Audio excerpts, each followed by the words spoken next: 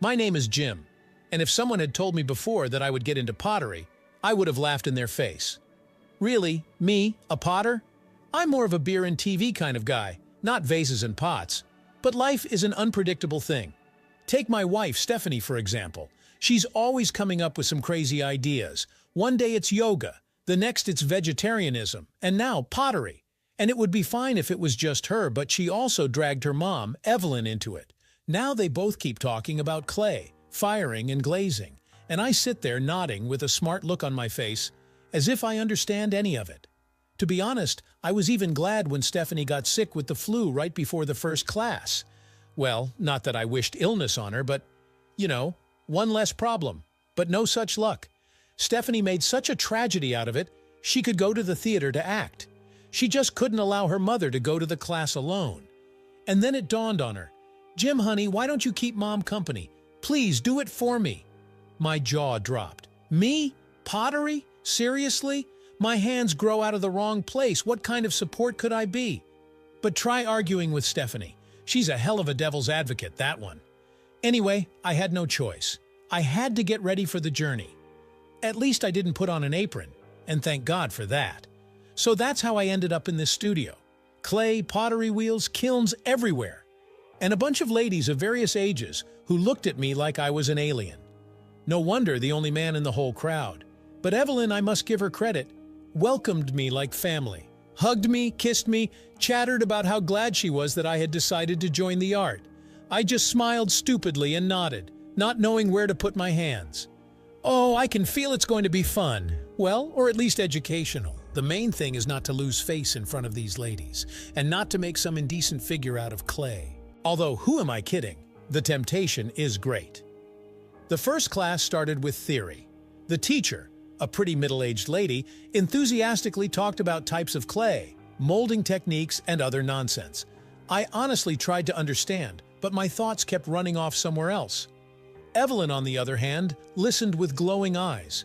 She literally absorbed every word, nodding from time to time and scribbling something in her notebook.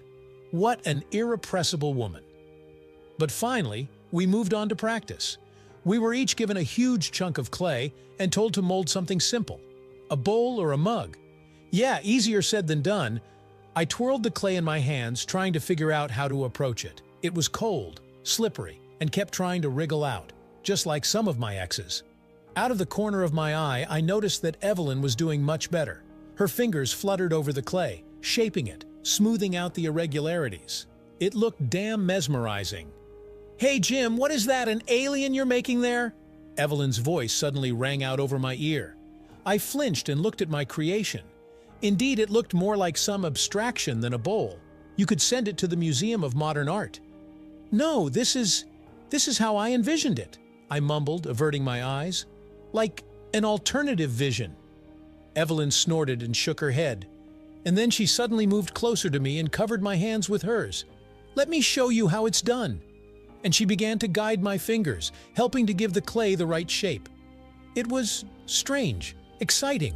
Her touch was so soft, but confident, and her face was so close that I could see every wrinkle in the corners of her eyes. We fiddled like that until the end of the class.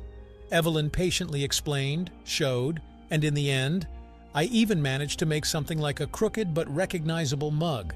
Progress! "Well, that's much better," Evelyn smiled, looking over my creation. "And you said you were hopeless." "It's all thanks to you," I blurted out without thinking, and then felt embarrassed. "I mean, you're a good teacher." Evelyn just laughed and patted me on the shoulder. And suddenly, I felt so warm and good, as if I hadn't molded a clay mug, but at least the Venus de Milo. We drove home in high spirits. I chattered incessantly, sharing my impressions, and Evelyn listened and smiled. I even thought I saw pride in her eyes. Pride for me. Damn, maybe these classes weren't such a bad idea after all. Look at all the benefits. I practiced my hands and made my mother-in-law happy. All that's left is to wait for my mug to be fired in the kiln. And then I'll become a real pottery master. Well, or just a good son-in-law. Not bad either, if you ask me. Classes went on as usual. Evelyn and I diligently attended the studio twice a week, gradually mastering new techniques and tricks. And you know what? I even started to get good at it. Of course, I was far from Evelyn. Her works turned out to be real works of art, elegant, thought out to the smallest detail. And mine, well, let's just say they had character, crooked, imperfect, but unique. Stephanie, by the way, appreciated my new hobby. When I brought home the first batch of my masterpieces, she almost shed a tear of tenderness. Said I did great and she was proud of me. Damn, I never thought I'd be so happy to be praised for clay pots. But there you go. It's nice when your efforts are noticed. But the main thing is that all these classes brought me and Evelyn much closer. We became a real team, planning new projects together, discussing designs, experimenting with colors and textures. And the more time we spent together, the more attached I became to this amazing woman. Don't get me wrong, I loved Stephanie, very much. But with Evelyn, everything was different. With her, I felt free, light, as if I had thrown off the burden of everyday worries. We could chat for hours about anything in the world, from the latest news to philosophical questions, and each such conversation seemed to open up a new facet of her personality for me. And Evelyn knew how to listen too. Just sit next to me, look into my eyes and listen, absorbing every word. Even when I was talking nonsense, she didn't interrupt or judge. She only smiled softly and sometimes inserted apt comments. My God, I didn't even talk to my wife as frankly as I did with my mother-in-law. It was weird, wrong, but damn nice. One day, we stayed late at the studio. Everyone had already left and we just couldn't stop talking. And that's when I first noticed how Evelyn looked at me. There was so much warmth, tenderness, and something else in her eyes. Something that sent shivers down my spine and made my stomach flutter, as if she could see right through me, to my very soul. "Jim," she suddenly said quietly, covering my hand with hers, "I'm so glad you agreed to come here with me. You mean a lot to me." For some reason, those words made my throat tighten. I swallowed and smiled weakly, not knowing what to say. And then, I don't know how, I suddenly found that we were sitting unacceptably close, touching thighs, shoulders, breathing the same air. Okay, stop. Danger zone. I need to wrap it up quickly before I do something stupid. She's my mother-in-law, after all, not just anybody. And my wife is waiting at home. I abruptly pulled away and jumped to my feet, muttering something about the late hour and things to do. Evelyn blinked in surprise and also got up. On her face flashed disappointment? Resentment? Hell if I know. "Yes, of course, it's late. Let's go," she said in a flat voice. And we started to pack up. Silently, carefully avoiding looking at each other. The atmosphere, just a minute ago so warm and cozy, suddenly became tense and prickly. The ride home was also quiet, each lost in thought, and I couldn't get Evelyn's look out of my mind. And what I felt at that moment. Could it be? No, that's crazy. It can't be. Just my imagination playing tricks on me, nothing more. Tired after a long day, that's why I'm seeing things. But somewhere deep in my soul, a thought was already brewing. A persistent, frightening, exciting thought. What if? The next few classes went quite strangely. Evelyn and I tried to act as usual, joking, chatting, molding another masterpiece. But something had imperceptibly changed. Now every conversation, every glance of ours was filled with hidden subtext, tension, anticipation of something inevitable. I caught myself admiring Evelyn more and more often. How she leans over the potter's wheel. How she bites her lip when the work doesn't go well. How she blows a stubborn strand of hair off her forehead and frowns in concentration. Hell, I even started paying attention to her figure. How her still slender hips hugged her jeans. How her breasts gently swayed under her linen blouse. It was wrong. Immoral. I'm a married man, for God's sake. And here I am, ogling my own mother-in-law like a lustful dog. We had to stop these games, before it was too late, before I did something stupid that I would regret for the rest of my life. But I couldn't. I just damn well couldn't. It was as if some unknown force was pulling me to Evelyn, making me seek her company, catch her smiles and touches. And she was good too. Now she was openly flirting with me. She'd touch my hand as if by accident, or give me a meaningful look from under her lashes. And all this, with an innocent face as if she had nothing to do with it. I was going crazy, torn between desire and duty, passion and common sense. I knew I was playing with fire, but I couldn't help myself. And then something happened that turned my whole life upside down, once and for all. It was late in the evening. Evelyn and I had stayed at the studio longer than usual. We got carried away with a new project, didn't notice how time flew by. And just as I was about to leave, Evelyn suddenly called out to me, "Jim, wait, I need to tell you something." I froze, feeling my heart skip a beat. By the tone of her voice, I knew something important was about to happen, something that would change everything. Evelyn walked right up to me. She looked me straight in the eye, and her gaze held such a storm of emotions that it took my breath away.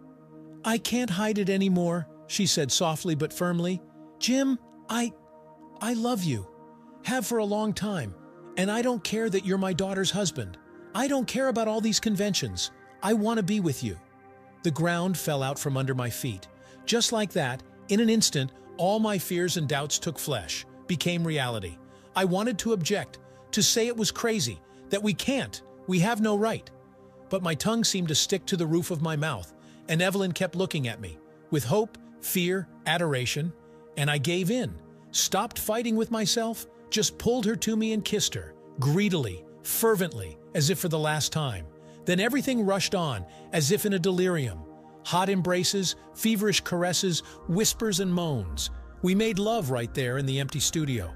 Among the unfinished pots and pitchers, it was madness, sweet, bitter, wrong. But we couldn't stop anymore. The dam had burst, and we were flooded with a stream of forbidden feelings.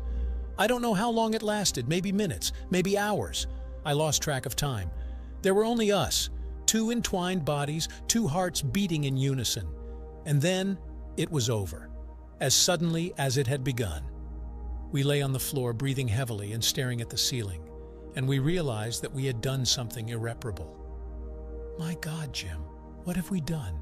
Evelyn whispered, and there were tears in her voice. "How are we going to live now?" I didn't know what to say. There was a hollow emptiness in my head. Only one thought was beating like a bird in a cage. What will I tell Stephanie? How will I look my wife in the eye after what I've done with her mother? I'm a traitor, a liar, a fucking piece of shit. And now I would have to live with that burden until the end of my days. But you know what's the worst part? Even realizing the monstrosity of my act, I couldn't bring myself to regret what had happened. Because for the first time in many years, I felt truly alive, free, loved. And that scared the hell out of me. For the next couple of weeks, Evelyn and I carefully avoided each other. We ran away from classes early, citing urgent matters, anything to avoid being alone. But the tension didn't go away. Every meeting of ours was like torture, to see your loved one and not be able to touch, to talk about trifles when you want to scream from pain. Stephanie, of course, noticed that something was wrong with me. She kept asking what was the matter. Even suspected, for God's sake, that I was having an affair on the side, if only she knew the real picture. I laughed it off, putting it down to fatigue and stress. I would kiss my wife before bed and make empty promises that everything would be fine soon. Meanwhile, I was slowly going crazy. Sooner or later, something had to happen, to explode, and I was afraid of that day like fire. I knew I wouldn't be able to resist Evelyn if she just beckoned. But reality outdid all my fears. It gave me such a surprise that you could just stand there or fall down. One evening, when I was gloomily poking at my dinner with a fork and staring blankly at the TV, Stephanie burst into the house, pale, disheveled, with traces of tears on her cheeks. "It's over, Jim! Divorce!" she blurted out, throwing her purse on the floor. I was stunned. What the hell? Divorce? Why all of a sudden? We seemed to be getting along, living in perfect harmony. At least I tried to create that illusion. Honey, what's wrong? What happened?" I asked cautiously, feeling everything inside me grow cold with a bad premonition. Stephanie sniffled and angrily wiped her eyes with the back of her hand. And then she looked at me, with such pain and disappointment that I involuntarily cringed. "Don't even say you don't understand. I know everything, Jim, about you and Mom. How could you? How could you both do this to me?" It was as if the ground had fallen out from under my feet. There it was. It had happened. My worst nightmare had come true. Listen, I can explain everything," I mumbled, feverishly searching for words, although what the hell kind of explanation could there be? "Don't bother," Stephanie cut me off sharply. "I saw you at the studio. I decided to surprise you, to come early, and in the end, I was the one who got the surprise. She smirked bitterly, biting her lips, and everything inside me collapsed. Oh God, not this. Stephanie shouldn't have found out. Not like this. I'm sorry. Forgive me, was all I could squeeze out, lowering my head. I didn't mean to. It just happened. It just happened? And that's all you can say? Stephanie's voice broke into a scream. You were sleeping with my mother behind my back, and now you say it just happened? Each of her words hit me in the face, cut me to the core, because it was the truth, the cruel, unsightly truth. That's it, Jim. Enough. I'm leaving, right now, Stephanie said wearily. You can keep your precious Evelyn. Choke on each other, both of you. With those words, she spun around and flew out the door, and I just stood there in the middle of the room, stunned, crushed, destroyed. That was it. A collapse, complete and irrevocable. I had lost my wife, my family, my self-respect. And for what? For a fleeting passion. A short-lived happiness in the arms of a woman old enough to be my mother? I collapsed on the couch and buried my face in my hands. My head was empty and hollow, only the pain was pulsing in my temples, dull, hopeless. And for some reason, Evelyn's face kept appearing before my eyes, her laughing eyes, her tender smile, hands covered in traces of clay. What will happen to us now? How to live on when everything around is crumbling? Will we find the strength to be together despite everything? Or will this connection remain our biggest secret? And our most terrible mistake? I don't know. I just don't know. Right now, I can only think about one thing. I betrayed the person closest to me, and I will probably never be able to forgive myself for that. The next few days turned into hell for me. Stephanie filed for divorce, moved out to a rented apartment, refused to answer calls and messages. I walked around as if in a fog, made little mistakes at work, suffered from foolishness at home. Loneliness and guilt were eating me alive. Evelyn also disappeared from the radar, probably trying to mend her relationship with her daughter, or just didn't want to upset the wound once again. I missed her, terribly, to the point of physical pain. But I understood that now was not the best time to bother her with confessions and sorting out our relationship. First, we needed to clean up the mess we had made. My friends, of course, quickly figured out what was going on. They sympathized, encouraged me, poured me whiskey. Like it happens to everyone, Jim, it will pass. I thanked them and kept silent. No one knew the true backstory of our divorce, and thank God for that. So a week passed, and then another. I was slowly beginning to come to terms with the new reality, getting used to being alone, to an empty bed, to the fact that my family life had collapsed like a house of cards. And when I had almost accepted the inevitable, a bolt from the blue struck, in the literal damn it sense. It was Saturday, and I was half-heartedly puttering around in the garage, trying to occupy myself with something. And then it started to rain. And so hard, as if the heavens had opened up and poured all their moisture reserves onto the earth. I cursed and ran to close the gate, and then I saw her, Evelyn. She was standing by her car, soaked to the bone, and looking at me, with challenge, desperation, hope. Jim? That was all she could breathe out when I ran up. I can't do this anymore, without you. A lump rose in my throat, my eyes stung with rising tears. I silently hugged her, pulled her to me, buried my face in her wet hair. Me too, Kathy. I missed you like hell. We stood like that, not caring about the rain, just held each other in our arms, afraid to let go. Afraid that if we let go, this fragile bond would break. Forever. Jim, listen. Evelyn pulled away slightly and looked into my face. I talked to Stephanie, tried to explain everything, told her that I love you, truly, not as a son-in-law, but as a man. My heart raced with joy and fear at the same time. And what did she say? Evelyn sighed. She doesn't understand. She blames me, says I ruined her family, betrayed her as a mother. I clenched my teeth. Yes, that's right. We're both good. Fucking wreckers. But you know, Jim, Evelyn continued, and there was steel in her voice. I'm tired of pretending. I'm tired of living a lie. Yes, what we did is horrible. Yes, we've hurt someone close to us. But don't we deserve a chance at happiness? Aren't our feelings real? I was silent, stunned by her words, and Evelyn suddenly took my hands in hers and squeezed them tightly. Jim, I love you. I love you like I've never loved anyone before, and I want to be with you, no matter what, even if it means going against everyone. Are you ready to take the risk, ready to challenge fate for us? My head was spinning. This was crazy. Pure madness. Evelyn and I, a couple, officially, society will tear us to shreds. But looking into her shining eyes, hearing the passionate determination in her voice, I suddenly realized, to hell with society. To hell with condemnation, sidelong glances, gossip behind our backs. Isn't this what I wanted all these days? Isn't this what I dreamed about? Falling asleep and waking up, to be with Evelyn, to love her, to shout about my love to the whole world. Yes, Kathy! Yes, damn it! I blurted out, feeling my heart pounding with delight. I want to be with you, and to hell with the whole world, we'll make it, together. Evelyn squealed joyfully and threw her arms around my neck, and I picked her up and spun her around. Wet, happy, crazy. It was like a leap into the unknown, like flying to the sun on fiery wings. Everything inside me was singing and trembling with anticipation of something new, magical, special. I knew it wouldn't be easy. A long and thorny path lay ahead of us. Sidelong glances, gossip, misunderstanding from loved ones, especially from Stephanie. I don't know if she'll ever be able to forgive us, to accept our choice. But I believed we could do it. We would withstand any trials, because true love is worth fighting for, until your last breath. And now, holding the most incredible woman in the world, hearing her laughter through the noise of the rain, I was absolutely crystal clear happy, because I realized the main thing.